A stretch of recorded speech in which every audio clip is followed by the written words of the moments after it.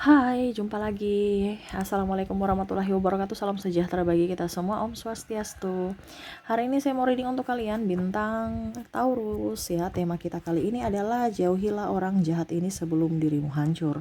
Kira-kira maksudnya apa dan apa yang ingin semesta sampaikan kepadamu ya? Hancur bagaimana? Nanti kita lihat sesuai dengan energi dari kartu tarot. Oke, tetapi sebelum kita mulai jangan lupa di like, comment, subscribe channel Ica Tarot dan Ica Tarot WS Indo supaya ke depan saya bisa lebih bersemangat untuk membacakan readingan-readingan di hari-hari berikutnya untuk kalian. Dan jangan percaya 100% tarot, ini hanya sebuah games. Kalian tetap harus selalu berserah kepada sang pencipta ya. Dan walaupun ini hanya sebuah games, memang bukan games biasa, melainkan games menyerap energi. Sehingga saya minta kepada kalian untuk bisa lebih bijaksana dalam menyikapi readingan yang akan saya bacakan nanti. Yang baiknya bisa diambil, buruknya diabaikan aja, dibuang aja, ataupun bisa kamu pakai untuk mengintrospeksi diri kamu, ataupun bisa kamu pakai untuk mencari solusi dari permasalahan yang kamu hadapi. Dan kalaupun kalian ingin personal reading, coaching, dan konsultasi, bisa menghubungi saya. Saya sudah sematkan link WA saya di deskripsi atau di atas ini. Silahkan menghubungi saya dan itu berbayar. Dan kalaupun juga kalian ingin mendengarkan readingan lainnya, baik karir, keuangan, percintaan, ataupun games-games lainnya, bisa langsung ke playlist. Semua sudah tertera di situ. Tinggal kamu lihat, pilih, dan bisa kalian dengarkan. Oke, untuk Taurus ya, berikan energimu. Kita langsung aja ya. Sambil fokus pada kartu, sambil saya baca doa dan saya kocok kartunya. Inilah energi dari kalian bintang Taurus. Taurus, Taurus.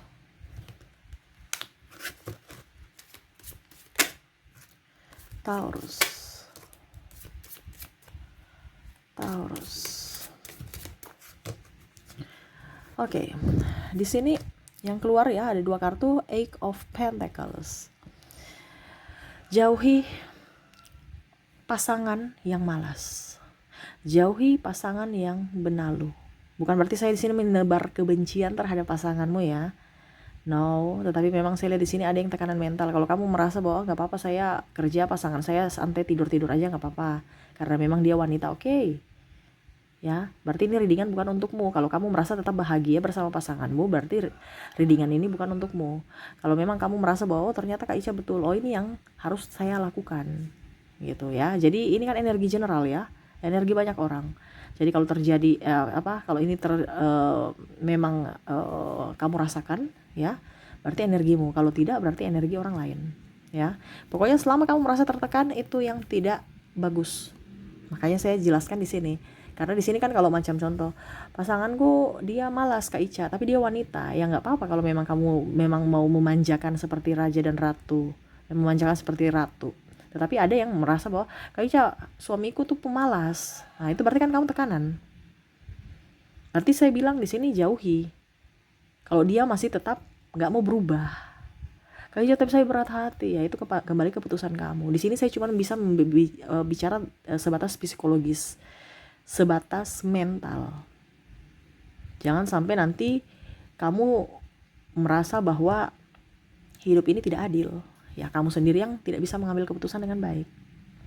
Bukan berarti di sini saya disclaimer ya, saya bukan menebar kebencian ataupun mungkin wah Kak Ica ini mengajarkan kita untuk berpisah. Enggak. Itu kan saya bilang kembali kepada kamu. Ini saya bicara secara mental. Jadi kalau saya bilang kamu ini berpisah, nih orang ini nggak baik, berarti kamu harus menjauh. Tapi selebihnya, artinya gini, menjauh itu lebih baik dari segi fisik dan mentalmu, gitu ya. Tetapi kalau kamu bilang Kak Ica saya nggak mampu, saya harus tetap bersama dia, itu kembali ke keputusan kamu lagi. Ya, bukan berarti saya harus menentukan nasibmu. No, nasibmu ditentukan oleh keputusanmu sendiri. Ya, saya bicara di sini hanya ibaratkan dokter kan. Saya sakit malaria dokter. Oh ya, saya bikin resep. Terserah kamu mau beli obatnya di apotik atau di mana ya terserah. Yang penting saya sudah kasih resep. Ini loh obat yang bagus untuk kamu, untuk penyakit kamu biar sembuh. Toh kamu beli juga ya. Tapi kalau nggak rajin minum ya itu kan semua kembali kepada kamu. Ya, kepada klien, kepada pasien, ini contoh. Kalau seorang dokter. Karena dokter itu hanya membantu, bukan penjamin kesembuhan. Sama seperti saya memberikan wejangan untuk dirimu. Jangan sampai kamu tertekan secara mental. Ingat, penyakit mental itu gak ada obatnya. Ya, kita bicara mental syaraf. Jangan sampai kamu tidak waras karena tekanan, atau malah kamu sakit-sakitan karena apa? Tekanan. Nah, ini hati-hati. Biasa kita menyepelekan mental ya. Tapi sebenarnya mental itu yang membuat kamu bisa sukses dan tidaknya itu adalah mentalmu. Ya, kamu bisa bahagia dan tidaknya mentalmu. Kamu bisa jadi orang hebat itu karena kalau mental kita up, pasti fisik kita juga kuat gitu. Kalau mental kita down ya, merasa kecil, merasa terintimidasi dan apa, pasti kita malah minder dan sakit-sakitan. Nah ini, ya jadi harus bisa kalian harus bisa apa dibilangnya berpikir jernih ya. Jangan hanya menyikapi dari Kak Ica ini dari judulnya ini udah nyeleweng. No, saya nggak tahu kamu, saya nggak kenal kamu. Di sini saya kasih pesan semesta untukmu, di mana semesta mau sampaikan untuk para Taurus agar hidupmu jauh lebih bahagia. Jauhilah orang-orang yang punya karakter seperti ini. Dari sisi mental, kembali lagi ke keputusanmu. Kamu mau menjauh silahkan, tidak juga nggak apa-apa, itu urusan kamu ya. Oke, jadi seperti itu. Jadi ini ada orang pemalas ataupun mungkin kondisinya keluarga tukang pemalas ya. Anaknya banyak malas ya, di rumah semua orang tua yang aduh ini energinya kayak gimana ya. Ada anak ya, saya merasakan di sini. Mungkin kakakmu, adikmu ya, atau siapapun ya, nggak mau kerja. Anaknya udah ada ya. Masih mau numpang-numpang hidup di orang tua. Atau bahkan mungkin ya kamu juga kasihan, akhirnya kamu juga yang membiayai mungkin sedikit dari kelebihanmu ya, membiayai sekolah anaknya apa, suami orang ini malas, keluargamu ini contoh. Berarti kamu yang harus kita membantu, oke, 1-2 kali oke, tapi kalau tiap hari dengan kondisi dia tidak sakit ya, kecuali kalau mungkin dia sakit, oke, beda lagi. Ini berarti kita memberdayakan kemalasan mereka. Ataupun suami, ini contoh, dia sudah tahu dia harus kepala keluarga, walaupun istrinya Wonder Woman banyak duit, tapi tetap dia harus menafkahi. Bukan berarti dia punya uang itu 100 juta tiap bulan pendapatannya, terus kalau saya cuma kasih 1 juta, aduh kayaknya kecil. Nggak apa-apa, kenapa harus merasa kecil? Itu berarti kamu sudah tetap bertanggung jawab untuk menafkahi. Bukan berarti istri saya setiap bulan nih dapat 100 juta penghasilannya ya, saya ya udah deh 1 juta tuh kecil buat dia, pasti nggak berarti. Ya itu pemikiran salah. Besar kecilnya tetap harus dikasih ya itu kembali lagi kepada istri mau nerima atau tidak. Yang penting kamu kasih dulu, ini contoh ya. Intinya begitu, jangan sudah deh daripada ribut biar deh. Karena ada saya lihat di sini pasangannya malas berpikir bahwa aduh di kantor itu toksik, di kantor itu ini, di kantor itu padahal sebenarnya dia malas, cuman alasan aja toksik-toksikan, padahal dia sendiri yang toksik untuk orang lain, makanya orang nggak nyaman. Ya, karena mau santai-santai di rumah. Gitu ya, ini bicara kemalasan. Atau mungkin kondisinya kamu dengan partner malas ya, tidak loyo-loyo. Bagaimana kita mau kerja dengan tim dengan yang loyo-loyo? Ya, ganti aja orang-orang itu. Ya, atau kamu yang harus minta pindah ke tim lain, ke mana gitu, yang agak sedikit. Karena circle ini tuh memberikan sangat-sangat dampaknya sangat besar circle. Karena ibaratkan virus tertular. Kalau orang itu bahagia pasti kita tertular bahagia. Kalau orang itu mongot, sungut-sungut dan macam-macam ya, kita juga kayak aduh ya ampun. Makanya kadang-kadang ya, kamu tuh kalau macam contoh pergi ke suatu tempat baru kamu merasa bahwa kok saya capek, saya lelah, padahal cuman nggak bikin apa-apa. Itu karena kamu meresap energi negatif dari orang yang lelah-lelah itu, yang capek itu, walaupun secara tidak langsung kamu nggak tahu kenapa lelah, mungkin karena saya capek, padahal enggak. Kamu kita bicara energi soalnya. Kayak spons ya. Jadi circle itu ya dilihat ya. Jangan malah kamu mengabaikan dan akhirnya kamu sendiri yang menjadi korban ya, lelah sendiri, capek sendiri, berjuang sendiri. Di sini ada Seven of Swords nih, dengan orang-orang yang penuh kedengkian, amarah, sakit hati, bicara orang, saya urus kepoin hidup orang ya. Jadi ada masalah dia kepo, dia cerita ya, dia selidiki semua. Ini kan ada saya lihat sahabat-sahabat kamu, ataupun mungkin kondisinya ya mungkin ipar atau apapun ya yang kamu di sekelilingmu yang suka korek-korek sosial media, lihat mau kepo ya, mau kayak macam apa gitu ya, intel yang sangat luar biasa yang mau urus hidup orang. Habis itu dijadikan kelemahan orang itu bahan tertawaan, bahan candaan, tukang iri ya. Ngapain kita dekat-dekat dengan orang tukang iri? Atau saya lihat di sini pasangan ini tidak mendukung, dia narsistik, hanya mau diprioritaskan, hanya mau dilayani, tetapi tidak mau memberi, tidak mau melayani, tidak mengerti hati pasangan. Ya, nggak usah dekat-dekat orang yang begitu. Saya bukan bilang di sini menjauh dalam artian kamu berpisah atau ya, setidaknya jaga jarak lah. Nggak usah terlalu intens. Kalau dengan mertua, kalau dengan ipar, ya ini contoh kalau kamu ada terkoneksi dengan mereka ya. Jadi seperti gitu. Orang-orang yang hanya harta-harta aja yang dipikir, uang-uang aja, kekayaan-kekayaan aja. Oke, itu motivasi, tetapi bukan berarti kita menjadi itu bahan untuk menyombongkan diri karena prestasi yang luar biasa. Ya ada yang beberapa, dia miskin, dia sudah kere, dia sudah jatuh bangkrut tuh, lihat tuh jatuh bangkrut. Nggak usah dibilang-bilang begitu, kan hidup orang kita nggak tahu, roda ini berputar kan. Ya kadang-kadang kita di atas, kadang-kadang kita di bawah. Nggak usah mau lihat hidup orang, kita lihat aja di hidup kita sendiri.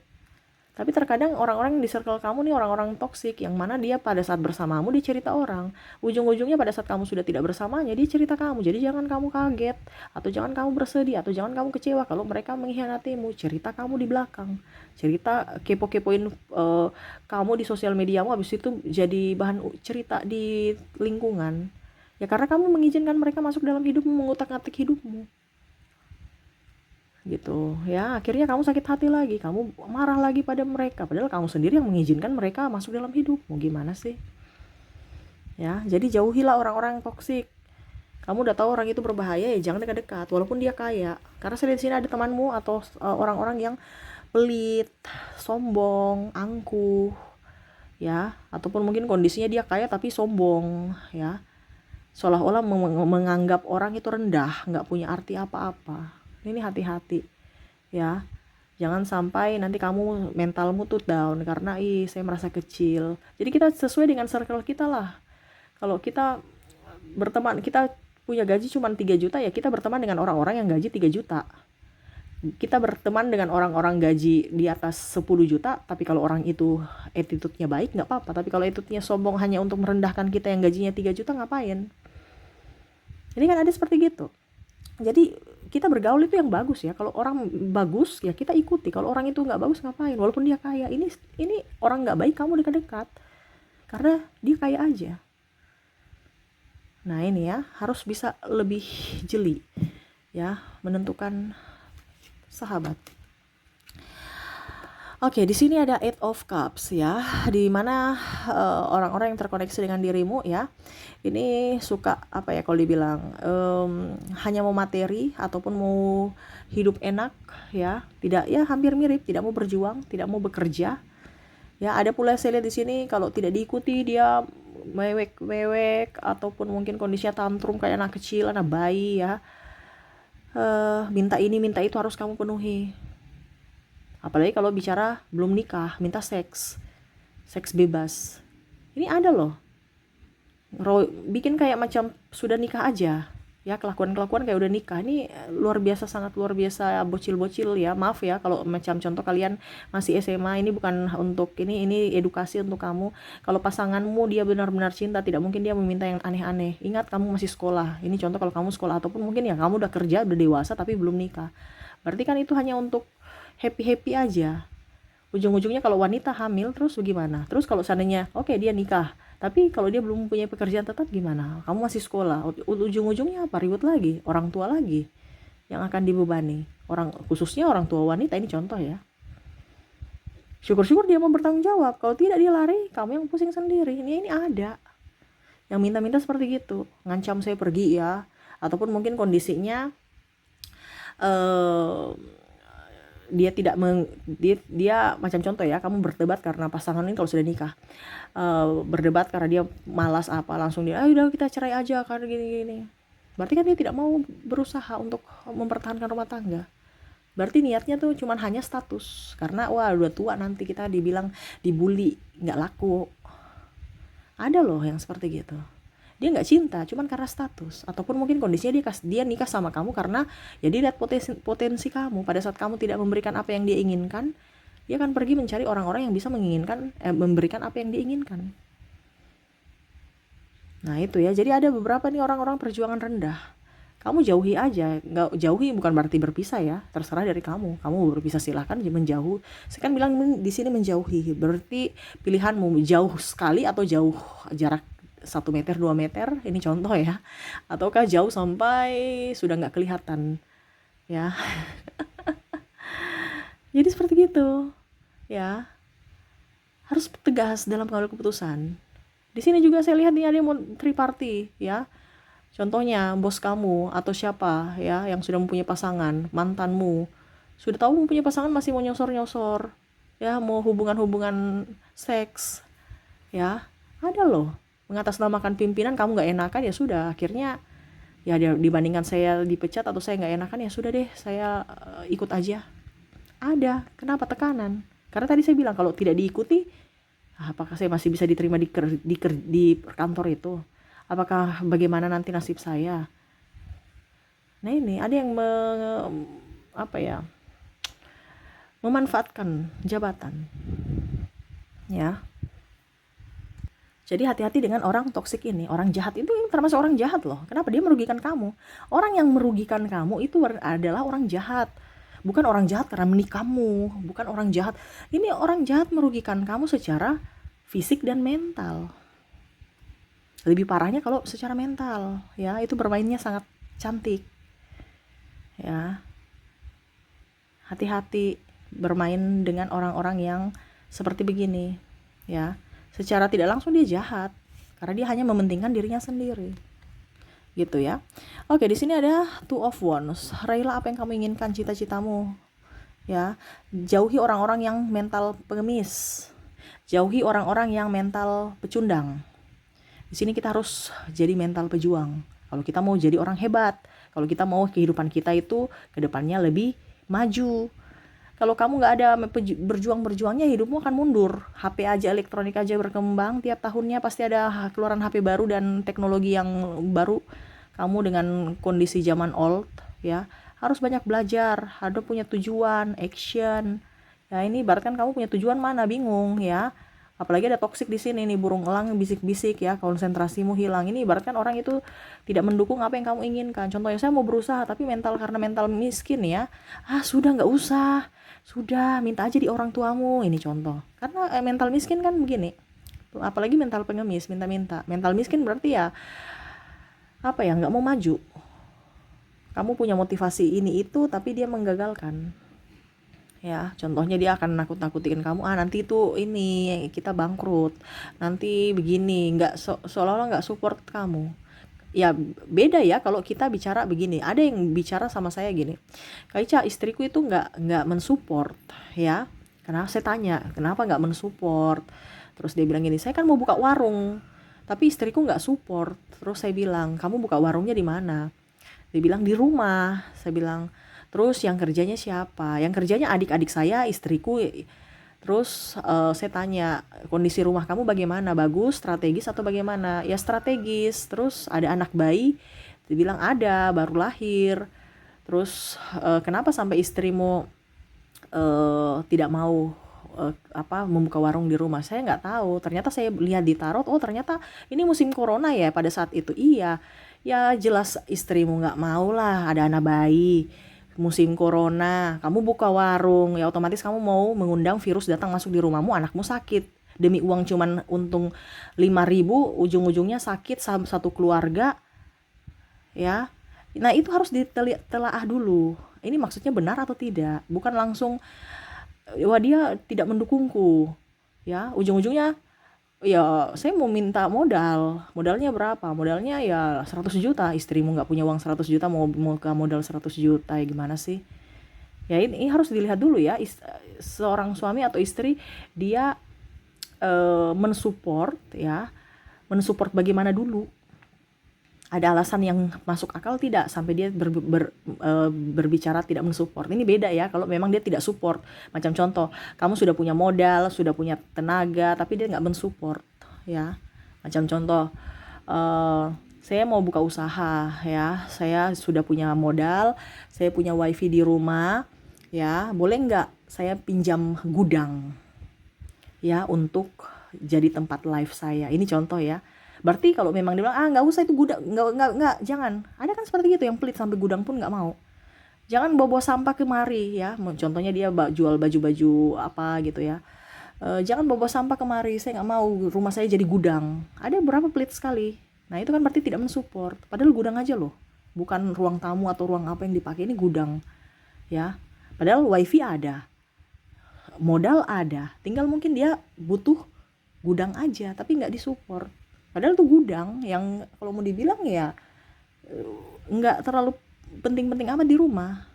Ya penting, sangat penting untuk barang-barang ya, tapi maksudnya kan ya kalau mau dibilang jualan online pasti ukuran 1x2 atau 2x2 udah cukup untuk jualan online ya, tinggal pakai barang-barangnya apa ya, artinya seperti gitu. Ada beberapa yang memang pelit ya, jadi kamu bisa menelaah ya mana yang mensupport dan tidak support. Ini ada beberapa yang tidak mensupport karena nggak mau repot ya.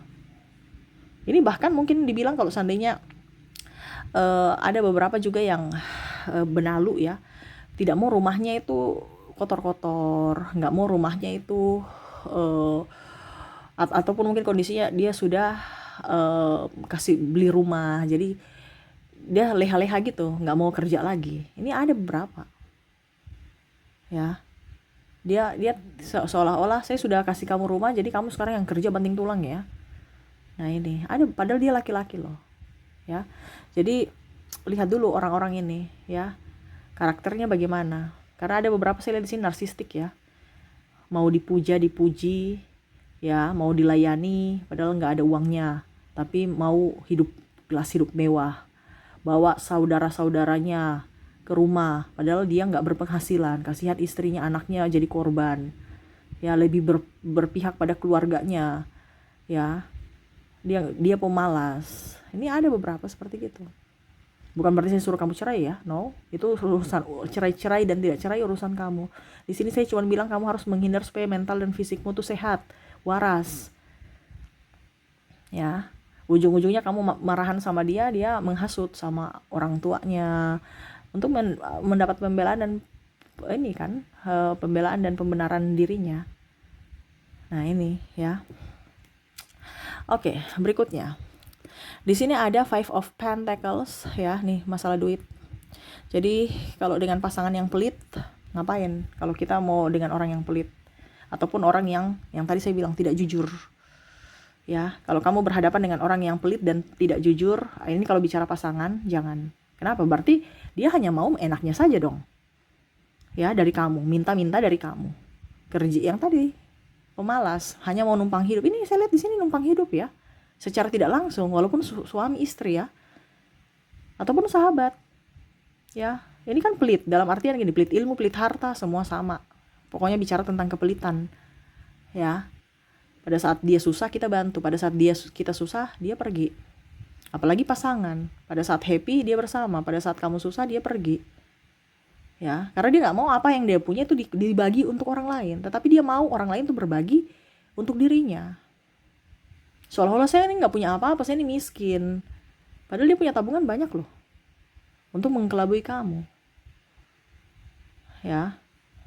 Jadi pada saat kamu sudah tidak mempunyai apa-apa, baru dia tahu sudah miskin ya, bye. Ada apa seperti gitu ya, mau mengambil semua dari suplai-suplainya, sumber daya apapun ya, sampai suplainya sudah kering kerontang, baru dia pergi meninggalkan. Karena apa? Dia tidak mau harta yang dia sudah ambil, dapatkan itu dikasih ke dia lagi, atau berjuang bersama, nggak mau. Nah orang-orang yang pelit dan orang-orang yang tukang manipulatif ini lebih baik kamu pergi sebelum kamu jadi kering kerontang. Ibaratkan benalu kan, benalu itu karena kan mematikan inang atau apa kalau dibilang ya, tumbuhan yang lengket dari dia. Kenapa? Karena dia mengambil semua sari-sari yang ada pada tumbuhan itu, dan akhirnya dia pergi nanti selesai sudah kering gitu kan, benalunya akan pergi lagi ke pohon yang subur lagi.